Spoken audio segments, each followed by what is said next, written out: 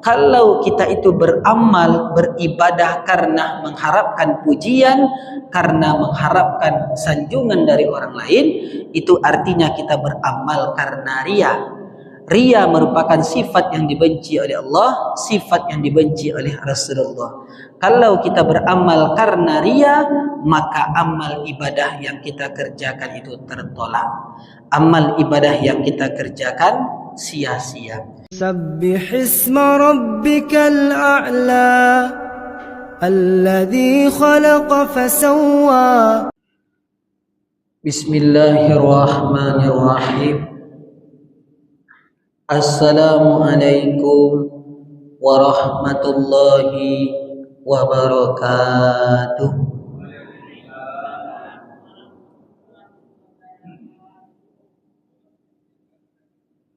Innal hamdalillah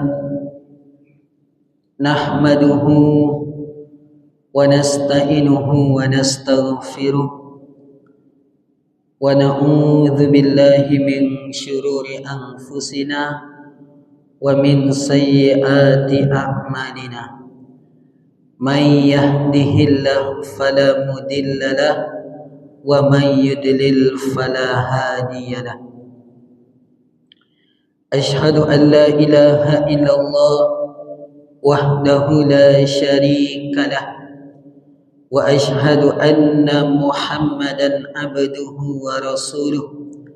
Allahumma fasalli wa sallim wa barik ala Muhammadin wa ala alihi wa ashabihi rasulillahi ajma'in.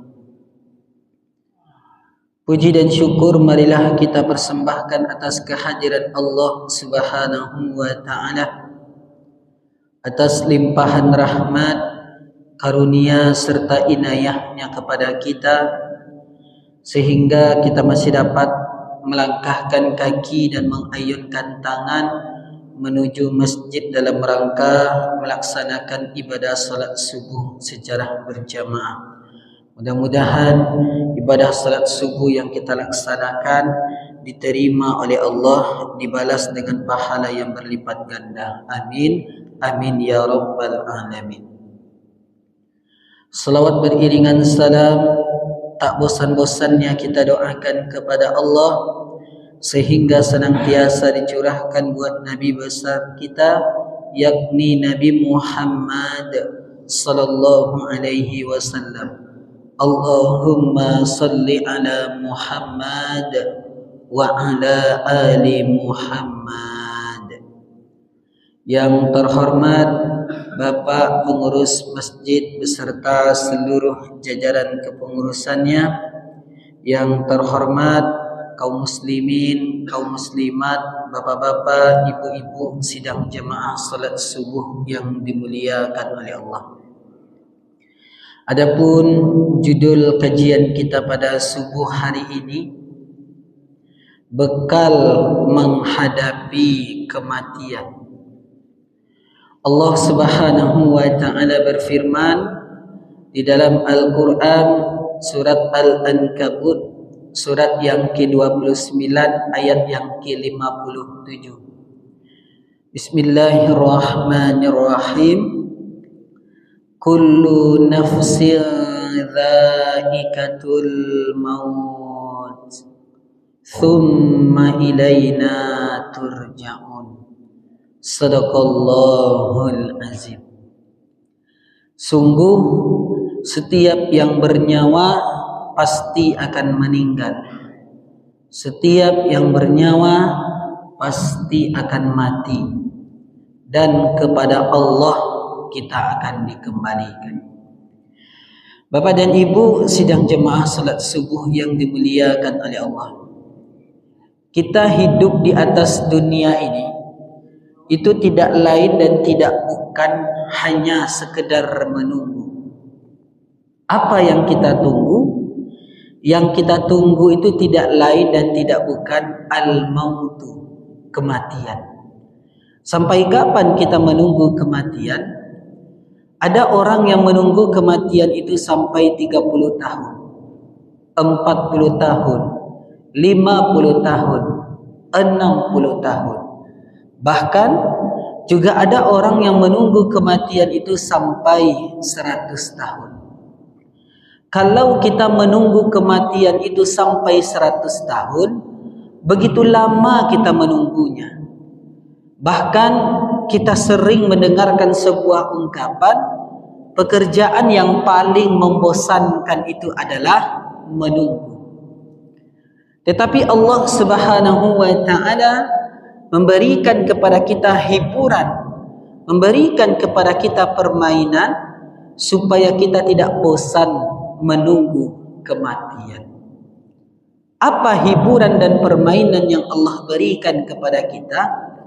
Itulah berupa kekayaan, itulah berupa jabatan, dan itulah berupa kekuasaan.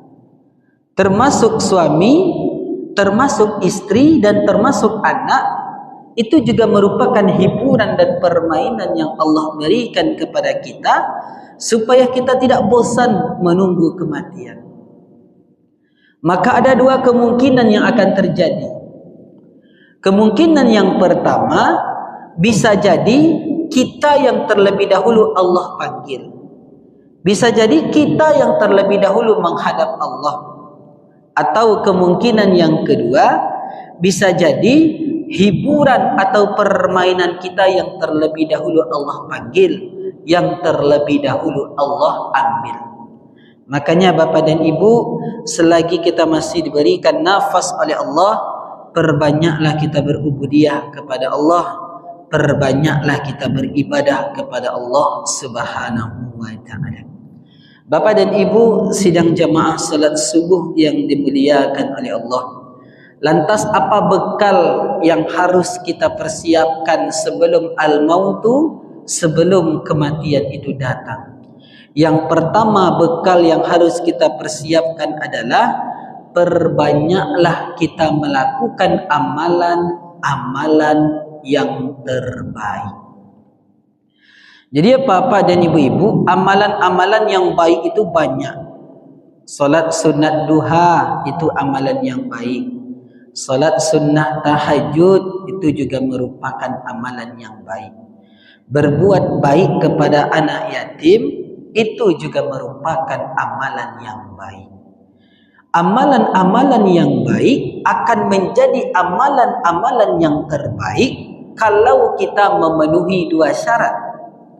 Syarat yang pertama adalah amal ibadah itu akan menjadi amal ibadah yang terbaik. Syarat yang pertama yang harus kita lakukan adalah kita harus ikhlas di dalam mengerjakan. Kita harus ikhlas di dalam mengamalkannya.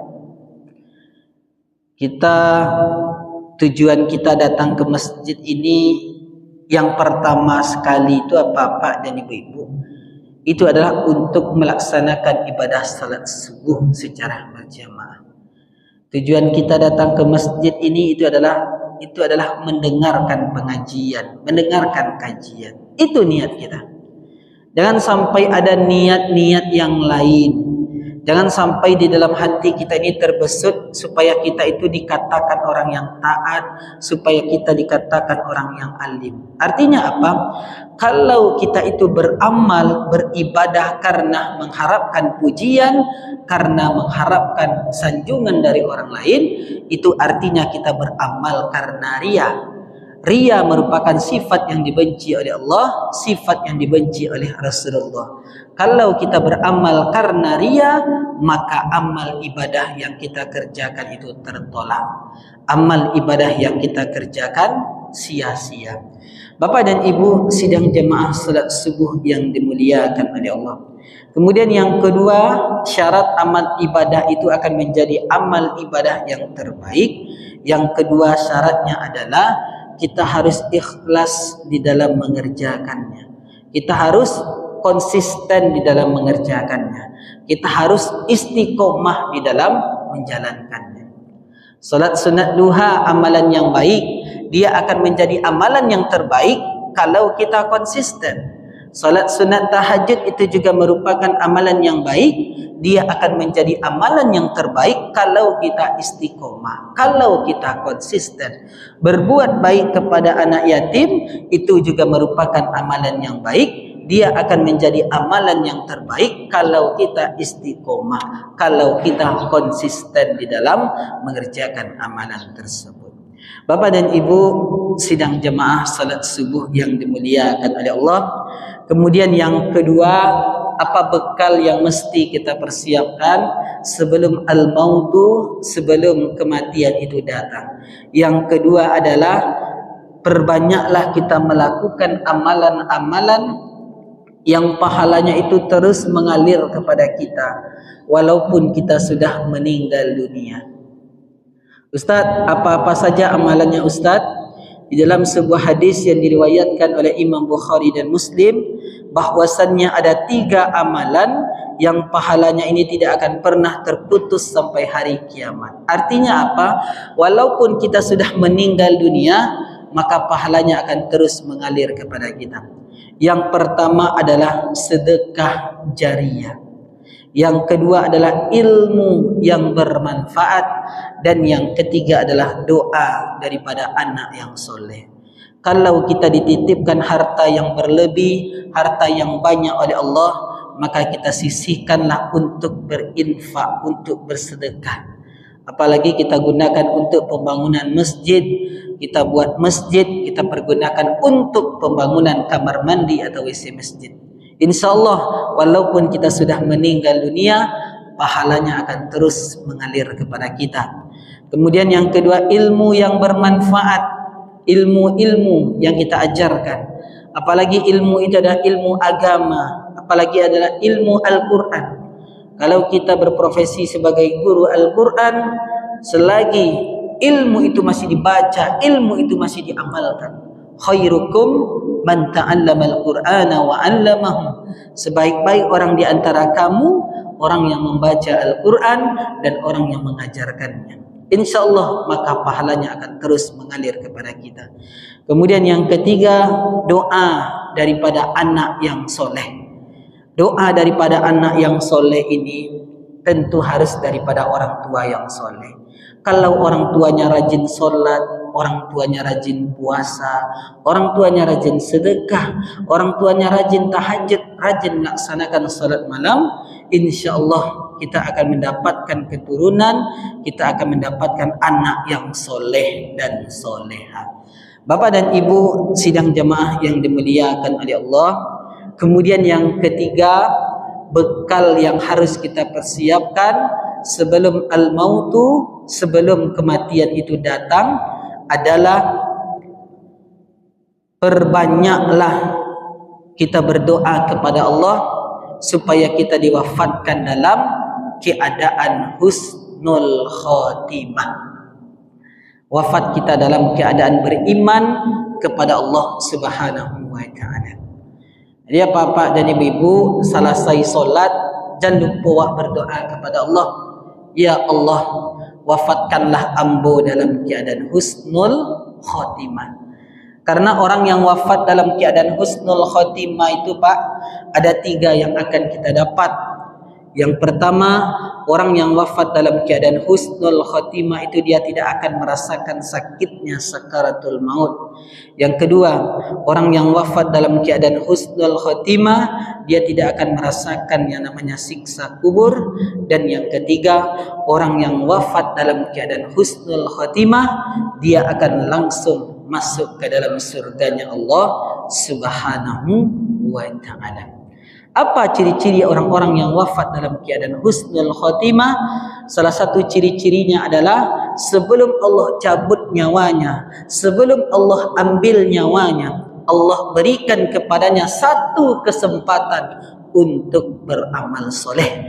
Allah berikan kepadanya satu kesempatan untuk berbuat kebaikan.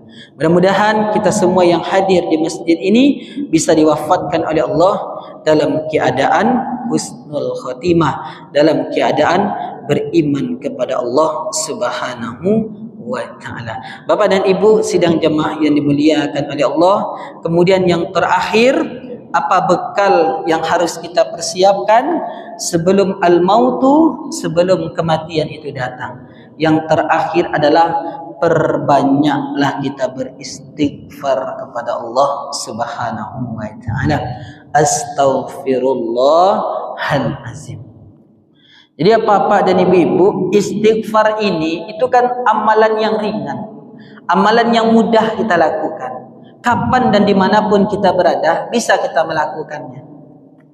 Selesai kita kajian nanti, kita pulang ke rumah, banyak kita istighfar. Astaghfirullahalazim.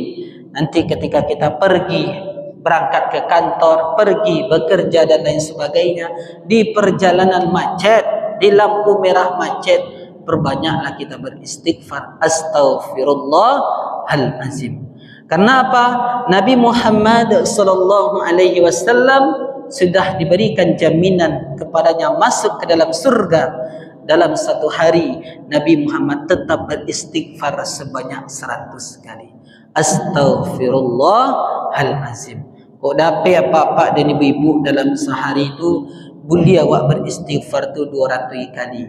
Boleh awak beristighfar 500 kali. Boleh awak beristighfar 1000 kali. Tapi sekurang-kurangnya usahakanlah kita beristighfar sebanyak 100 kali.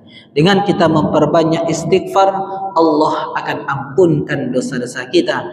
Dengan kita memperbanyak istighfar, Allah terima amal ibadah yang kita kerjakan. Bapak dan Ibu sidang jamaah yang dimuliakan oleh Allah, maka inilah beberapa bekal, beberapa persiapan yang harus kita lakukan sebelum al-mautu, sebelum kematian itu datang. Mudah-mudahan bermanfaat. Kita tutup kajian kita pada subuh hari ini dengan bacakan doa kafaratul majlis. Subhanakallahumma wa bihamdika asyhadu an la ilaha illa anta astaghfiruka wa atubu ilaik. Wassalamualaikum warahmatullahi wabarakatuh.